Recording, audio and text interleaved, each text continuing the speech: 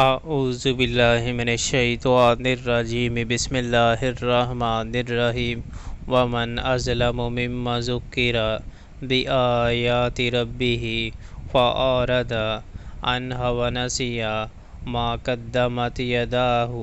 انا جعلنا علی قلوبہم اکنۃ ان یفقہوہ وفی آذانہم وقرا وإن تدعوہم الی الہدی فلن یہتدوا